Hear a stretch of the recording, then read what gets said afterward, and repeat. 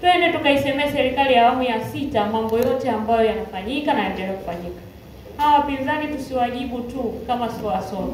Twende tukawajibu kwa hoja ambazo ziko wazi. Unasema hapa hakuna hospitali, hiki ni nini? Unasema hakuna barabara, hiki ni nini? Kwa asilimia ngapi pia mwambie. Atakuelewa zaidi.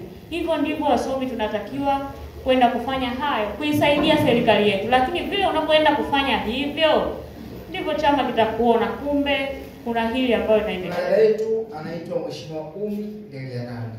Mheshimiwa Umi Ndeliananga yeye ni mbunge wa viti maalum. Lakini yeye ni naibu waziri ofisi ya waziri mkuu, sera, bunge na uratibu, si ndio? Yeye kaeni au twendeni tukaipitie historia yake. Lakini kubwa ambayo tumejifunza kutoka kwake, huwa anasema na hata marehemu Reginald Mengi aliwahi kusema, disability kwa nguvu, naomba tuseme disability. Siasa sio fedha. Mtaji mkubwa wa siasa ni watu. Watu ndio wana uwezo wa kukubeba.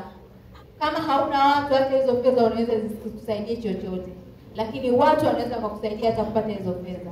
Msiogope kuonesha uwezo wenu, jitahidi kuweni wamoja, kuweni na mahusiano.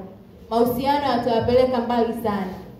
Lakini jitahidini sana kutengeneza mtaji wa watu. Watu ndio kila kitu.